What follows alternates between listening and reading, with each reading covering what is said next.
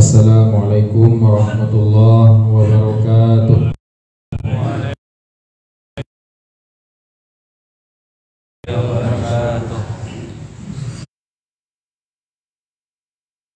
Jadi beliau memulai kembali dengan mengucapkan pujian kepada Allah, kemudian bersolawat dan mengucapkan salam kepada baginda Rasul.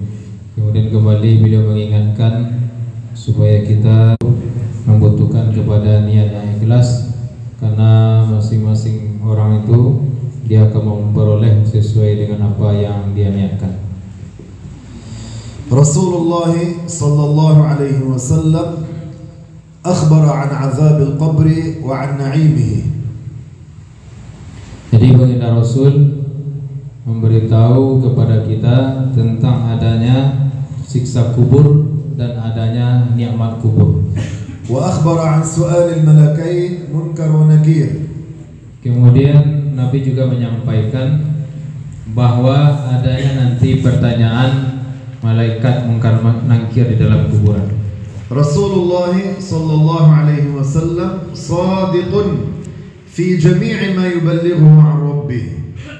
Jadi Nabi dalam menyampaikan semua itu, adanya siksa kubur, adanya nikmat kubur, adanya pertanyaan malaikat munkar nakir, Nabi dalam menyampaikan itu semua beliau jujur, beliau benar.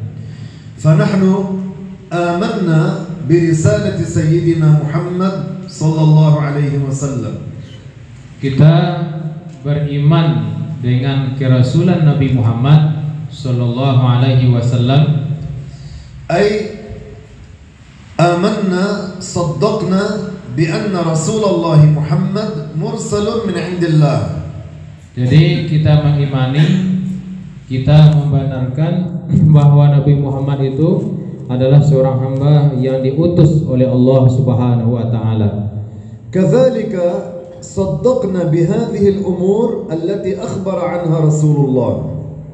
Kemudian kita juga membenarkan, menyampaikan segala sesuatu risalah dari Allah Subhanahu wa taala. Nah.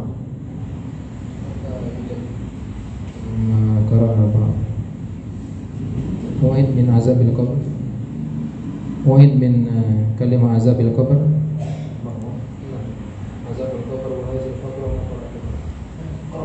Malam taqra'u. Qala al-muallif rahimahullah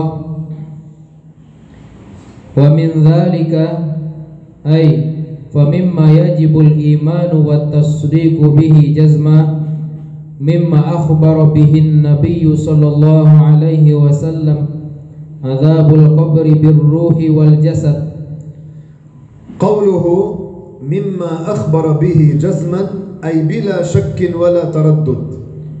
Jadi perkataan muallif yaitu Syekh Amrullah ketika beliau mengatakan wastasdiqu bihi jazman mimma akhbara bihi nabiyyu sallallahu alaihi wasallam, artinya kita harus yakin dengan seyakin-yakinnya tanpa ada keraguan sedikit pun. Wa biqaulihi jazman arada ay yurd ala hizb at-tahrir. Jadi ketika Syekh Abdullah Al-Harari mengatakan jazman, yaitunya dengan tanpa ada keraguan sedikit pun, itu perkataan beliau itu adalah bantahan kepada Hizbut Tahrir. Lianna haula yunkiruna azab al-qabr.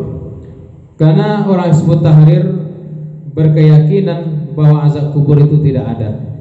Minhum man yaqul nashukku la najzim bi annahu yujad azab yusamma azab al-qabr, wa minhum man yunkir wal a'yadzu billah. Jadi dari golongan Hizbut Tahrir ada yang berkeyakinan sama sekali tidak ada azab kubur. Sebagian mereka mengatakan mungkin ada, tapi mereka tidak yakin seyakin-yakinnya. Fa biqaulihi jazman ay bila syakkin wala taraddud.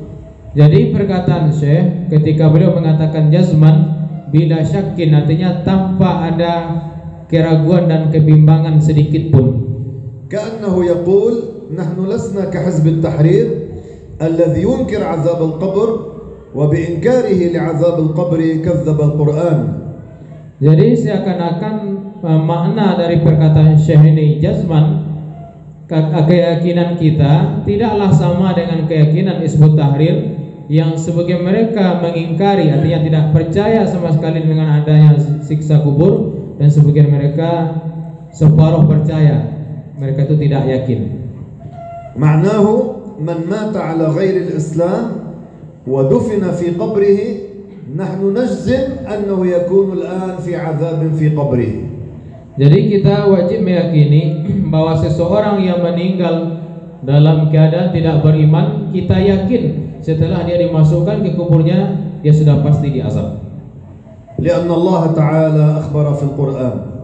Karena Allah Subhanahu wa taala sudah berfirman di dalam Al-Qur'an tentang itu. Nah.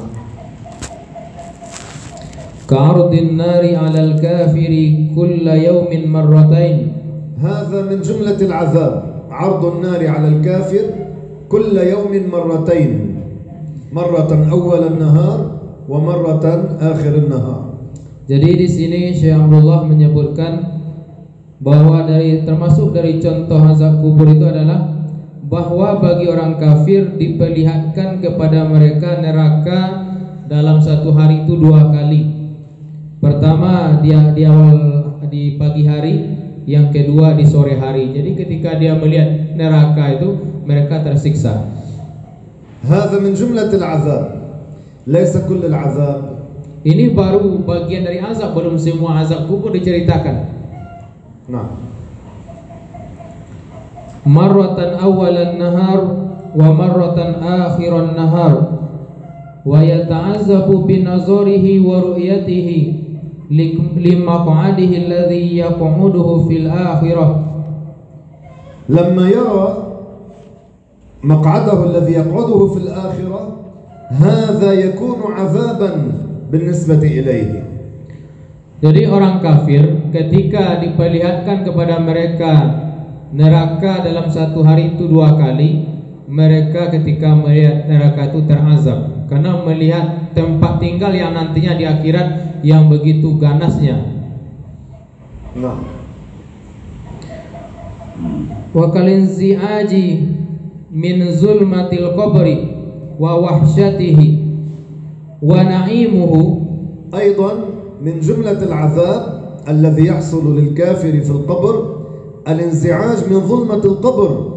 قبره يكون مظلما بل هو ممتلئ بالظلام وكذلك يكون مستوحشا في قبره لأنه والعياذ بالله مات على غير الإسلام.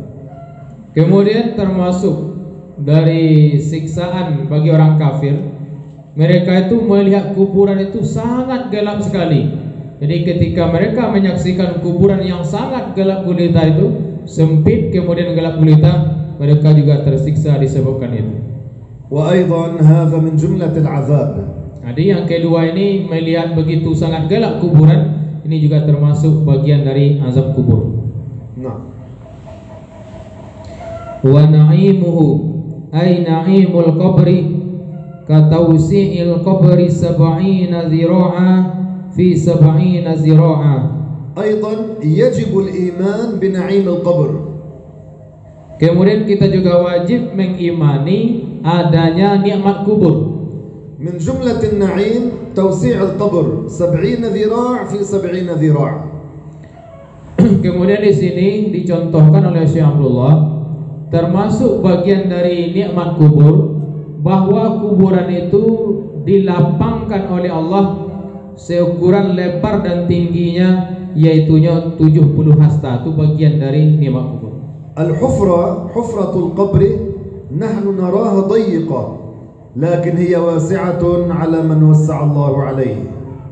Kalau kita melihat dengan mata kita di dunia ini bahwa kuburan itu kan sempit. Tapi kalau bagi orang yang dilapangkan oleh Allah kuburannya, dia akan melihat kuburannya itu sangat luas sekali. هناك أمور هي موجودة ولو كنا نحن لا نراها. Jadi ada beberapa perkara itu dia ada, tapi kita tidak bisa melihatnya. Allah Ta'ala qadirun ala kulli syai'. Allah Subhanahu wa taala Maha kuasa atas tiap-tiap sesuatu. Allah Ta'ala yuwassi'u ad-dayyiqa fi nadhari man syaa'a min 'ibadihi. Allah Subhanahu wa taala kuasa menjadikan kuburan seseorang itu lapang. لو كانت هذه الحفرة ضيقة بالنسبة إلينا نحن نراها ضيقة لكن هي واسعة على هذا التقي الصالح. Jadi meskipun kuburan itu kalau kita lihat dengan mata kepala kita dia sempit, tapi bagi orang yang bertakwa dia merasakan kuburannya itu sangat lapang sekali. Nah, wa katanwirihi binurin yushbihu nural qamari lailatal badr. كذلك من جملة النعيم تنوير القبر، يعني أن يجعل النور في قبره لهذا الإنسان التقي الصالح، تنوير القبر بنور يشبه نور القمر ليلة البدر. Kemudian termasuk kata Syekh Amrullah dari nikmat kubur itu, seseorang dijadikan kuburannya itu bercahaya sehingga cahaya kuburannya itu bagaikan cahaya bulan purnama. Ketika kita pada malam hari melihat bulan purnama itu sangat terang. Jadi sebagian merasakan kuburannya terang sebagaimana terangnya bulan purnama. يعني قبر التقي لا يكون مظلما، لا يكون فيه شيء من الظلام. Jadi kuburan orang yang bertakwa, orang meninggal dalam ketakwaan, tidak ada sedikit pun dari kegelapan di dalam kuburannya. بل يكون ممتلئا بالأنوار. Bahkan kuburan mereka itu dipenuhi oleh cahaya.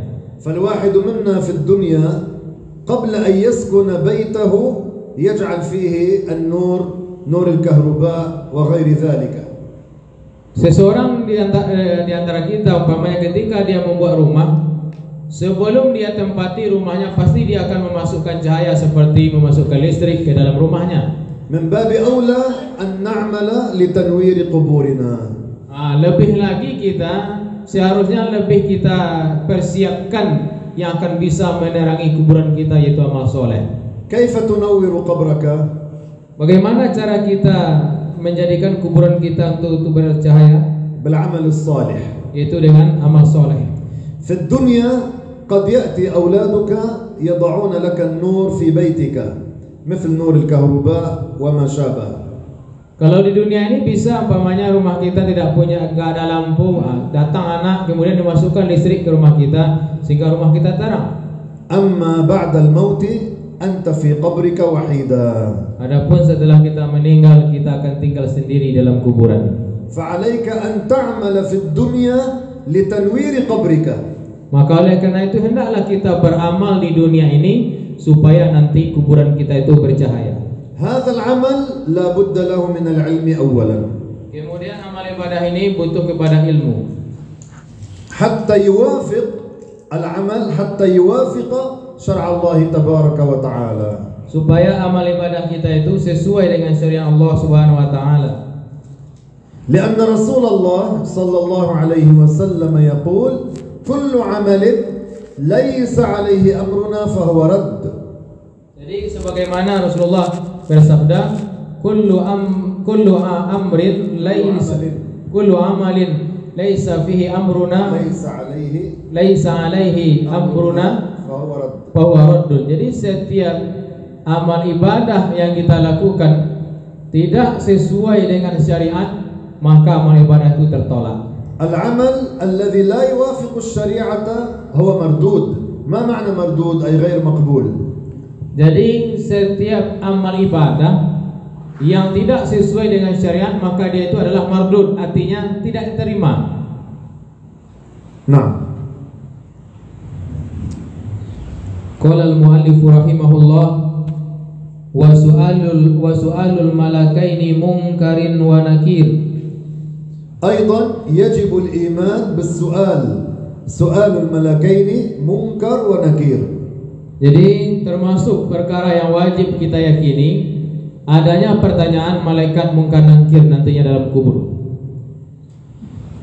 يقعدان الكافر ويقولان له ماذا كنت تقول بهذا الرجل محمد.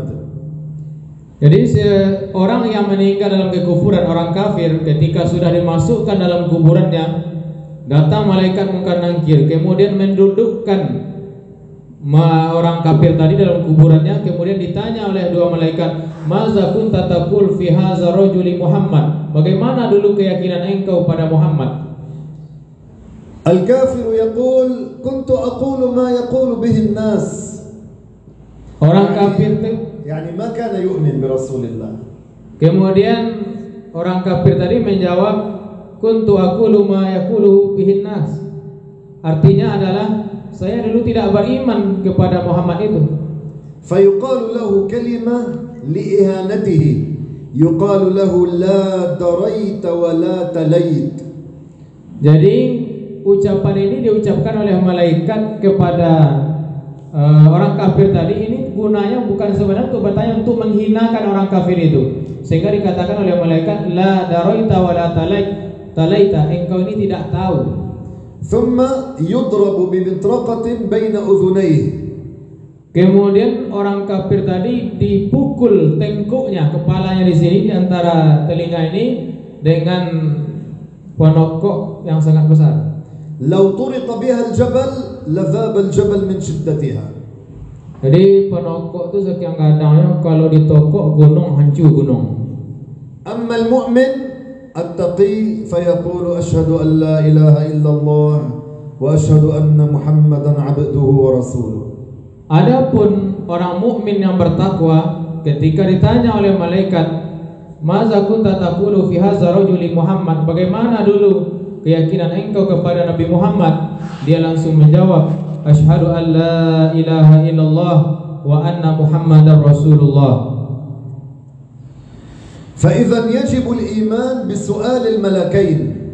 Di makanya kita wajib meyakini dengan adanya pertanyaan dari dua malaikat, yaitunya Munkar Nakir.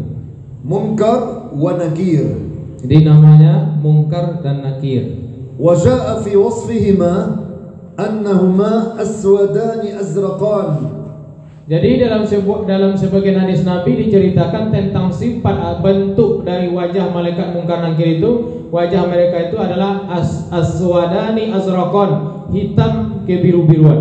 Ay manzurhuma mukhif jiddan. Jadi bentuk wajah malaikat Munkar Nakir itu sangat menakutkan. At-taqiyyu la yakhaf. Orang yang bertakwa ketika melihat malaikat Munkar Nakir dengan bentuk rupa seperti itu, dia tidak takut. Allah Ta'ala yuthabbit qalbahu. Karena Allah menetapkan hati orang yang bertakwa itu. Fala yarta' min manzarihima al-mukhif. Jadi orang yang bertakwa tadi ketika melihat malaikat Munkar Nakir yang begitu sangarnya, mereka itu sama sekali tidak ada merasa takut dalam hatinya. At-taqiyyu 'inda mautihi yubashshar. Orang yang bertakwa ketika dia meninggal, dia diberi kabar gembira. Sayyiduna Azrail alaihi salam yaqulu lahu abshir birahmatillahi wa ridwanihi. Jadi malaikat Azrail memberi kabar gembira kepada orang yang bertakwa tadi, abshir biridallahi birahmatillahi wa ridwanihi. Abshir birahmatillahi wa ridahu. Jadi wa ridwanihi. Wahai orang bertakwa, kata malaikat Azrail tadi, hendaklah engkau bersenang, bergembira dengan rahmat Allah dan dengan ridha Allah.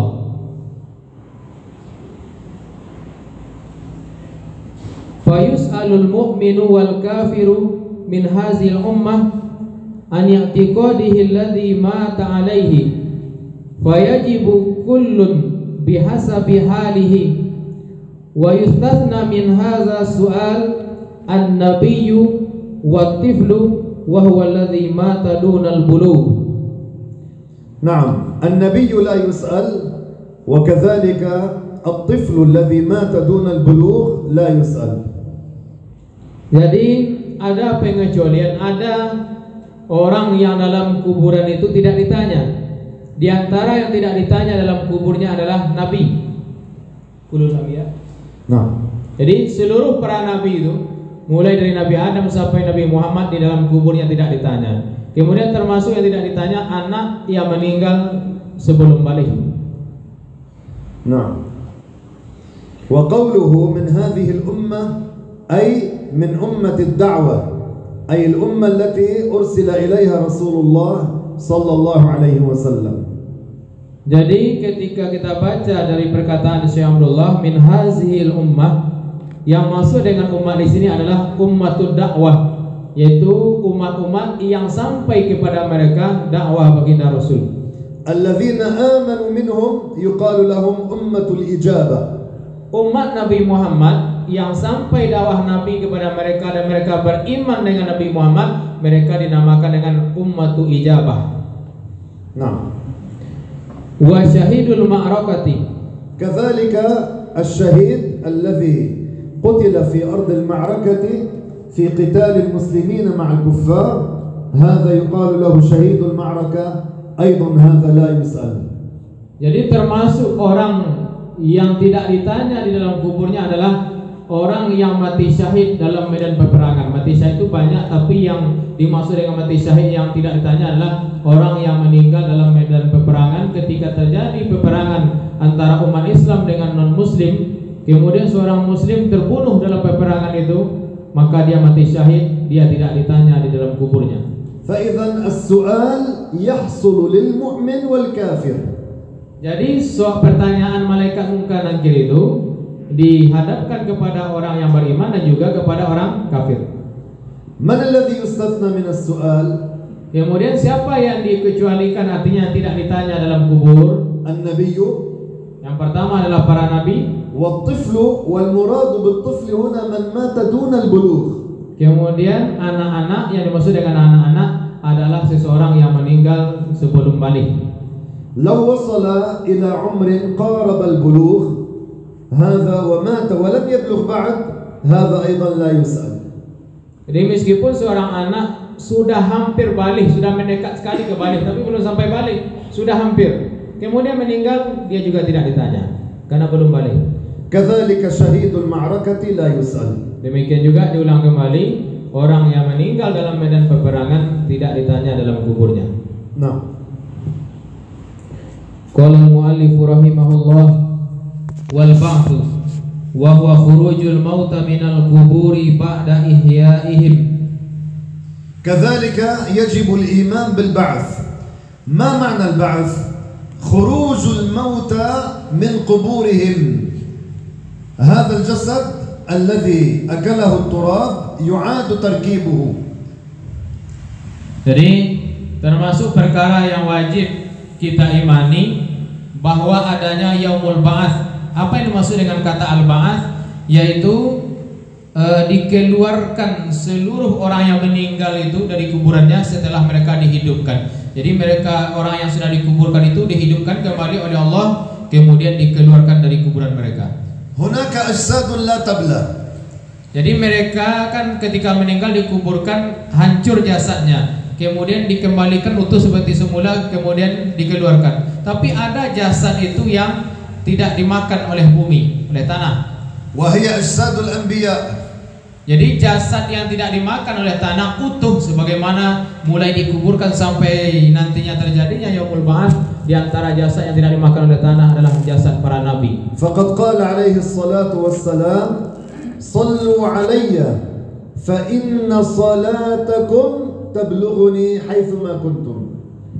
Jadi Nabi bersabda, kan Nabi itu dikuburkan, jasad mereka utuh dikuburkan ketika meninggal sampai besok hari yaumul ba'ats tetap seperti sedia kala. Sehingga Nabi mengatakan sallu alayya fa inna salatakum tablughuni haitsuma kuntum. Jadi kata Nabi, hendaklah kalian bersolawat kepadaku, kemudian selawat kalian itu akan sampai kepadaku dimanapun kalian berada.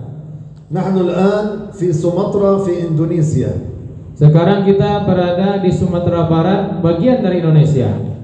Ba'iduna jiddan an qabr Rasulullah sallallahu alaihi wasallam alladhi fil Hijaz fil Madinah al-Munawwarah. Jadi jarak negara kita dengan kuburan Nabi yang berada di Madinah sangat jauh sekali. فمهما كانت المسافة بعيدة الواحد منا إذا قال بنية خالصة لله تعالى الصلاة والسلام عليك يا رسول الله، هناك ملك موكل بتبليغ السلام لرسول الله صلى الله عليه وسلم. Jadi meskipun jarak yang sangat jauh dari kuburan Nabi, sesungguhnya ketika kita bersolawat akan sampai selawat kita kepada Nabi itu.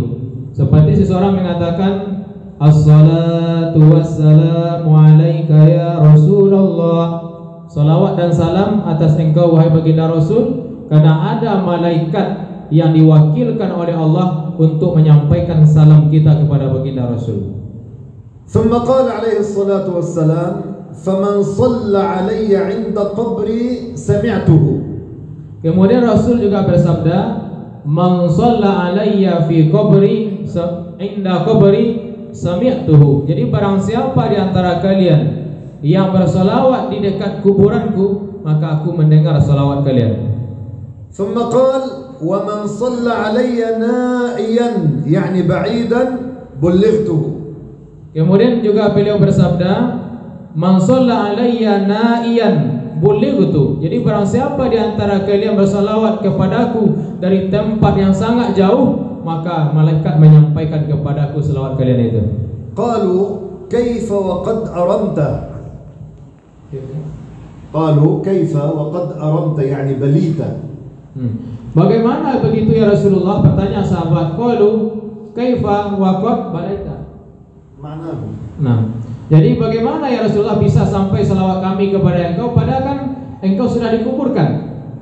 Faqal alaihi salatu wassalam, Inna Allah harrama 'alal ardi an ta'kula ajsad al-anbiya. Sebentar, kita ulangi. Ada sahabat yang mengatakan bagaimana akan sampai salawat kami kepada engkau padahal engkau kan sudah dimakan tanah. Kemudian Nabi menjawab, Inna Allah harrama 'alal ardi an ta'kula ajsad al-anbiya. Nabi menjawab, sesungguhnya Allah mengharamkan kepada tanah untuk memakan jasad para nabi. Berarti jasad para nabi tidak dimakan tanah. Fa ajsadul anbiya la tablah. Jadi jasad para nabi itu tidak ada yang lenyap, semuanya utuh.